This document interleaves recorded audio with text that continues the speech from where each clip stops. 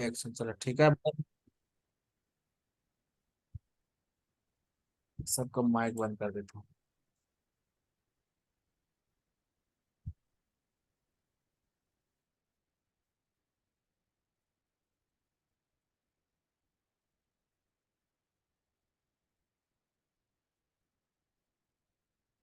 ठीक है। तो देखिए आज हम करेंगे ट्रेसिंग जो कल पढ़े थे उससे आगे थोड़ा सा, कि कल हमें एक लाइन में सॉर्टिंग मिला था तो उसके आगे कैसे चेकिंग करना। ठीक है। तो इसके लिए सिंपल सी चीज़ है कि जब हमारे पास कोई भी सेट आता है तो उसका क्या चाहिए, हमें स्केमेटिक लेआउट कुछ न कुछ चाहिए जिससे क्या कि हम उसकी पूरी की पूरी ट्रेसिंग कर पाए। ठीक है। तो देखिए ये एक मॉडल है, जो ब्रांड है उसका मॉडल नंबर है जो मैंने इस बोर्नियो टूल के अंदर खोल के रखा हुआ है। ठीक है, आप लोगों का टाइम बच जाने के लिए। तो यहाँ पे हम ट्रेसिंग करेंगे कि सबसे पहले प्राइमरी पावर सेक्शन में कहाँ कहाँ पे वोल्टेज बनती है। ठीक है। तो पकड़ते हैं हम बैटरी कनेक्टर को और वहीं से हमारी ये लाइन आगे बढ़ेगी। ठीक है।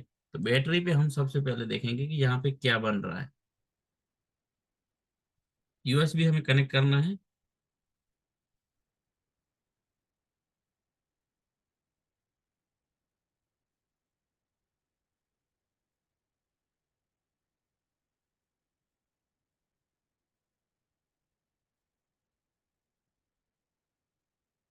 ठीक है।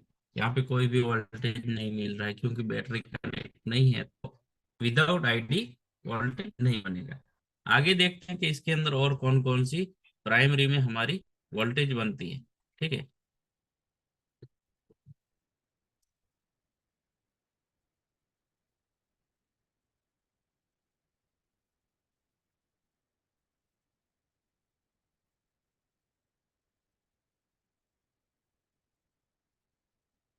ठीक है।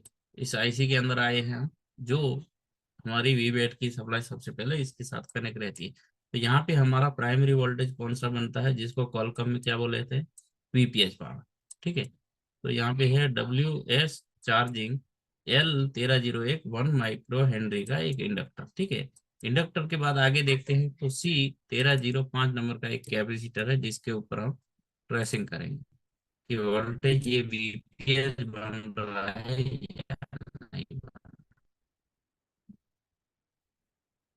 है। जो इंडक्टर के जस्ट नीचे है।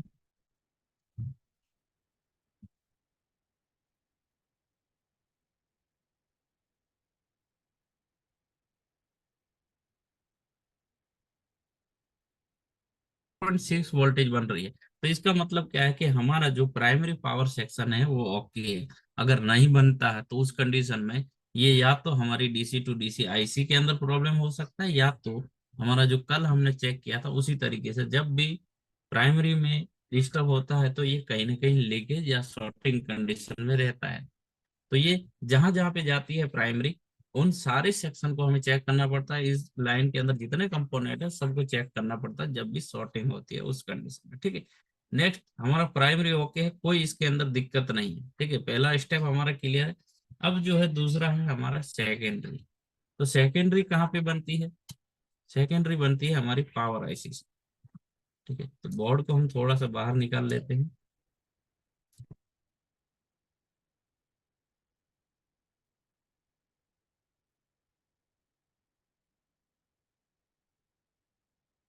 ठीक है, क्योंकि ये इसकी अपोजिट साइड है इसकी पावर आईसी, इसलिए। ठीक है। यहाँ पे हम, यहाँ पे जितने भी है 1 2 3 4 5 6 इंडक्टर, 7 इंडक्टर लगी हुई है। ठीक है। तो सातों के अंदर किस किस में बनेगा किस में नहीं बनेगा, कितना बनेगा, सही है या नहीं है, तो हम उसके लिए जाएंगे हमारे सेकेंडरी पावर सेक्शन के अंदर। ठीक है। तो सबसे पहले हम देखते हैं कि L1602।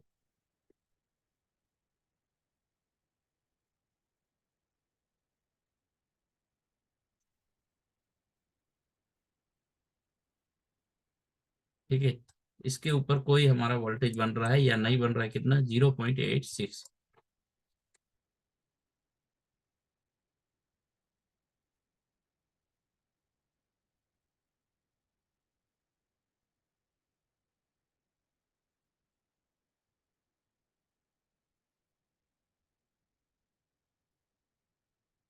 ठीक है, 0.691, मतलब ये वोल्टेज हमारी बन रही है और बिल्कुल स्टेबल है, कोई भी इसके अंदर वेरिएशन नहीं है। दूसरे नंबर का हम इंडक्टर देखते हैं, इसके बगल वाला ऊपर वाला 1603।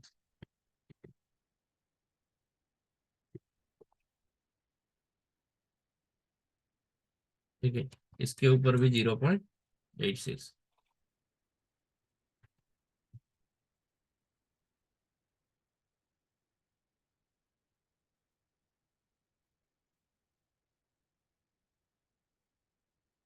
ठीक है, 7550। ठीक है, मतलब ये भी 0.8 के करीब हमारी बन रही है, कोई दिक्कत नहीं है। नेक्स्ट इसके बाद आगे देखते हैं, तो 1607।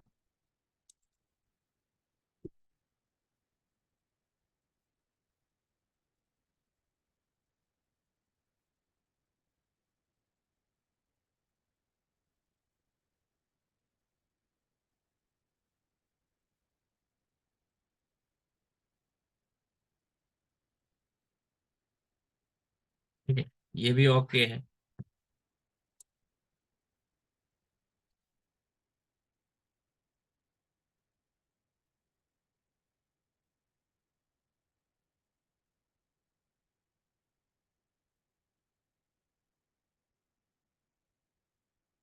ठीक है, 1606 और 1601 दोनों इंडक्टर क्या है, आपस में कनेक्ट है। ठीक है।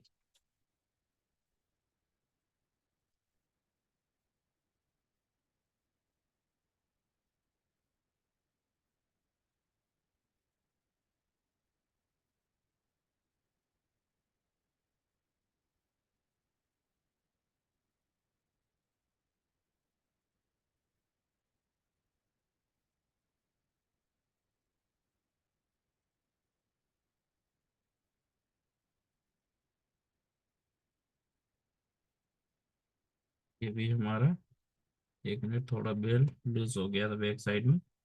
0.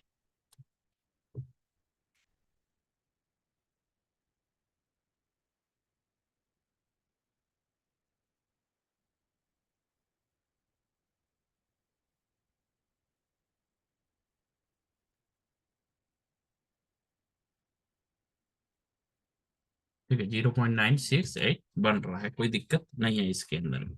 आगे एक और हमारा इंडक्टर है, 1604।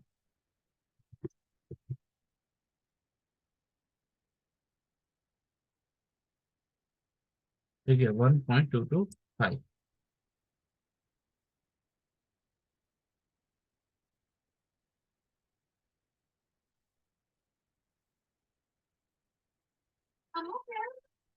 1.225 बन रहा है। ठीक है, अब ये लास्ट में बचता है। ठीक है, इसके अंदर 2.1 वोल्टेज बन रही है। इस मॉडल के अंदर सारी की सारी वोल्टेज बन रही है। ठीक है, अब नहीं बनती किसी भी मॉडल के अंदर, तो उस कंडीशन में हम क्या करते हैं कि उस लाइन को ट्रेस करते हैं कि वो शॉर्टिंग लीकेज में है या नहीं। जैसे कि ये S1, ये लाइन है कहीं जा रही है। ठीक है, तो किस में जा रही है, मॉडल के अंदर। ठीक है, सीपीयू के मॉडल विभाग के अंदर। अगर इसके अंदर वोल्टेज नहीं बनती तो उस कंडीशन में लीकेज शॉर्टिंग है या नहीं है, तो टेस्टिंग करेंगे। आप शॉर्टिंग लीकेज है, तो जितने इस लाइन के अंदर कंपोनेंट है उसको ट्रेस करना है, और नेक्स्ट हमारी सीपीयू के अंदर जा रही है तो सीपीयू को निकाल के चेक करना पड़ता है।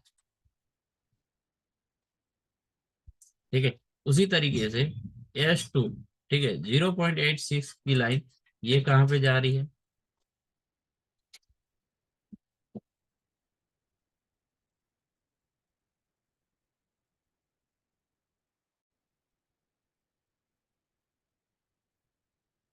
ठीक है, सीपीयू के अंदर ही जाती है। कौन सी है, सीपीयू की कोर लाइन है।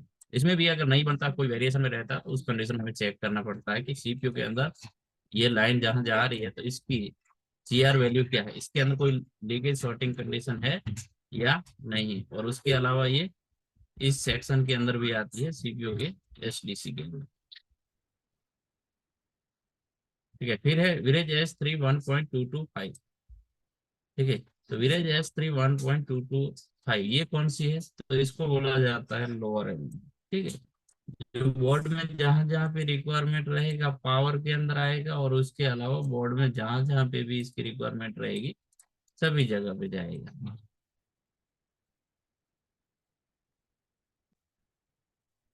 ठीक है। इसके बाद हमारा S3 और S3 है।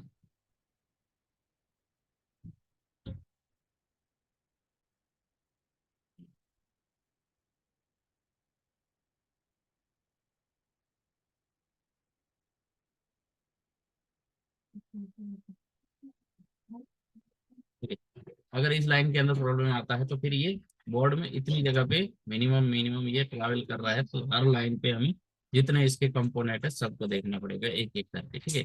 फिर एवरेज S4 2.05, जो हमारा क्या है RLD है, ये वापस इसी पावर के अंदर आता है, और इसके अलावा बोर्ड में जहां जहां इसकी रिक्वायरमेंट रहती है जिस बोर्ड में, उन सब जगह पे ये ट्रैवल करता है। ठीक है। और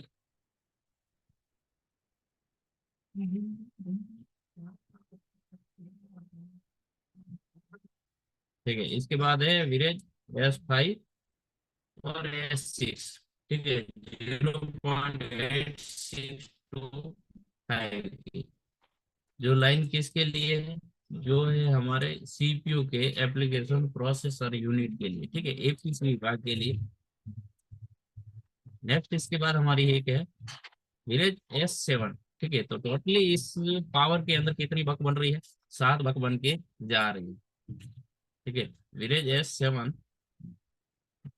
0.915।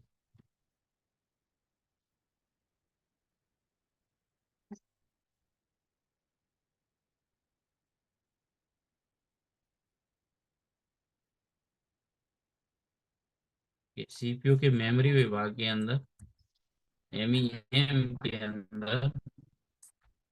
ठीक है।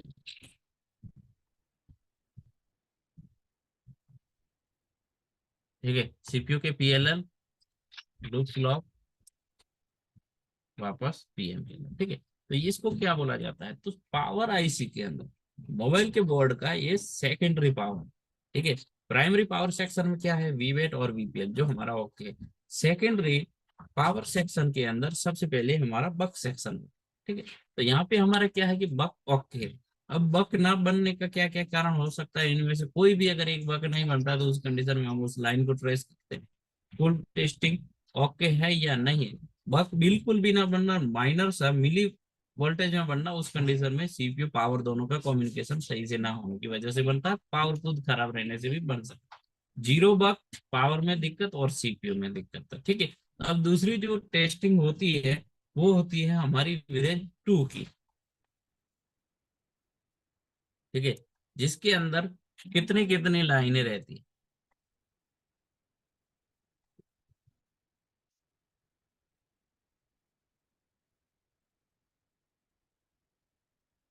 ठीक है। तो ये है हमारा विलेज LDO 2 सेक्शन, जिसके अंदर इस पावर IC की क्षमता है कि 23 लाइनें बनानी। ठीक है। तो ये 23 लाइनें चेक करने के लिए हमें हर कंपोनेंट को चेक करना पड़ेगा। इस लाइन के अंदर जितने भी ये पैरेलल कंपोनेंट है उनके ऊपर वोल्टेज चेक करेंगे तो ये हमें बताता है। शॉर्टकट में बता दे तो ये क्या क्या चीजें हैं, तो मोबाइल के अंदर जितने भी सेक्शन है, ठीक है, जितने सेक्शन है मोबाइल के अंदर, छोटा से छोटा 0.6 पावर वोल्टेज की रिक्वायरमेंट से लेके बड़ी सी बड़ी 3.3 तक की जो वोल्टेज चाहिए, वो हमारी सेकंड पावर सेक्शन से निकल के मोबाइल के अंदर हर सेक्शन के अंदर ये वाली वोल्टेज दौड़ती है। ठीक है, जो सेकेंडरी पावर की है। इनमें से जितनी भी ये है पर्टिकुलर हर सेक्शन के लिए अलग अलग बनती है, कि कोई हमारा नेटवर्क है, ठीक है, कैमरा है, सिम है, LPDDR है, USB है, जितने भी सेक्शन हमारे मोबाइल के अंदर है, वाईफाई ब्लूटूथ, जिनको जिनको वोल्टेज चाहिए उन सबको ये पावर IC उनको प्रोवाइड करवाती है। ठीक है।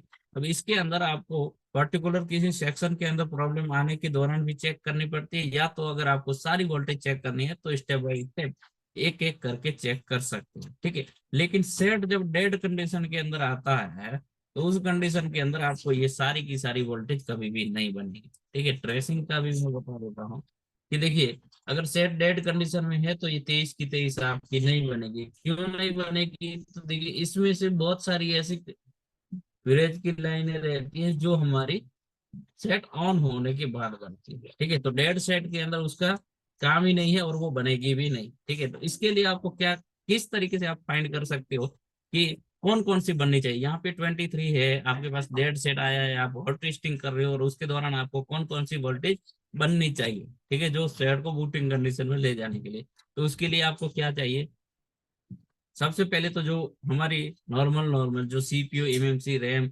जिसके लिए जो ज्यादा वोल्टेज है वो सारी वोल्टेज आपको चेक कर लेंगे। इसके अलावा अगर एक एक वोल्टेज चेक करनी है तो उसके लिए रहता है पावर सीक्वेंस पूरा का पूरा। हर पावर का पावर सीक्वेंस जब आप पढ़ोगे तो आप सिर्फ 5-6 पॉइंट है जिसको चेक करके आप बता सकते हो कि पावर आईसी ओके है, इनके अंदर वोल्टेज बन रहे हैं वो ओके है या नहीं है। तो यहाँ पे मैं 2-3 वोल्टेज आपको चेक करके बता देता हूँ कि इनके अंदर अगर कोई वोल्टेज जब नहीं बनती है तो उस कंडीशन में हमें उस लाइन को ट्रेस करना पड़ता है। जैसे कि है विलेज एल तेईस 1.175, जो इस कैपेसिटर के ऊपर बनना चाहिए, तो ये कहाँ पे मौजूद है।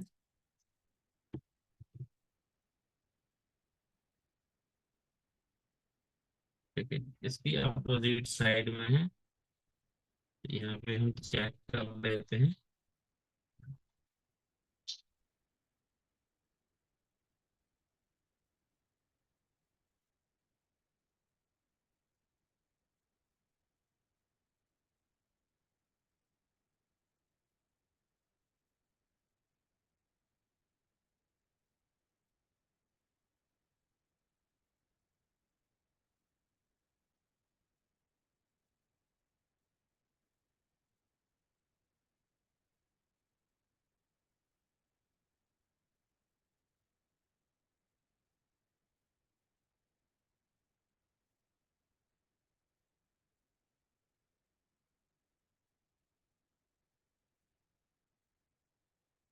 पीपीएच बन रहा है, ये L23 नहीं बन रहा है। ठीक है, क्यों नहीं बन रहा है, तो देखिए इसी तरीके से नहीं बन रहा है तो आपको इसको जानना पड़ेगा कि ये किसके लिए है।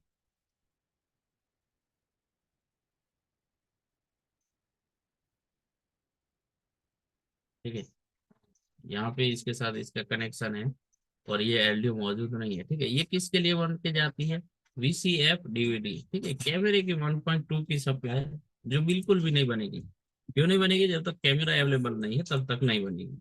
ठीक है, तो हमारी जैसे रहती है 3.3, 1.8, 2.8, 1.2, 0.9, ये सारी सप्लाई बनती है जो बूटिंग के दौरान सीपीयू को रिक्वायरमेंट रहती है, वो सारी की सारी हमारी बनती है।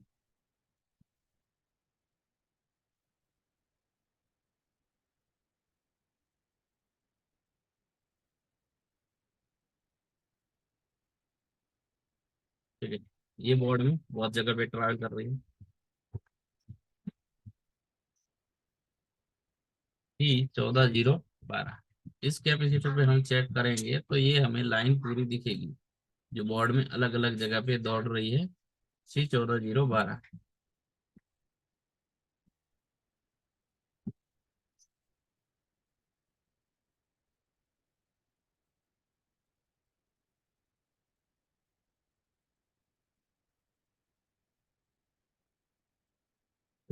1.797। इसी तरीके से जो जो हमें सेट के ऑन होने के दौरान जो जो सप्लाई चाहिए वो सारी चीजें हम स्टेप बाय स्टेप ट्रेस कर सकते हैं। जो इस पावर की क्षमता है 23 की, किसी किसी पावर की क्षमता रहती है हमारी 16-18, तो जितनी उसकी क्षमता रहती है वो सारी चीजें चेक करनी पड़ती है। और जब ये नहीं बनती है तो इसके रीजन रहते हैं कि या उस लाइन के अंदर लीकेज शॉर्टिंग कंडीशन है या उसको रेगुलेट करके जो आउटपुट कर रहा है उन पावर आईसी के अंदर हमारी प्रॉब्लम हो सकती है।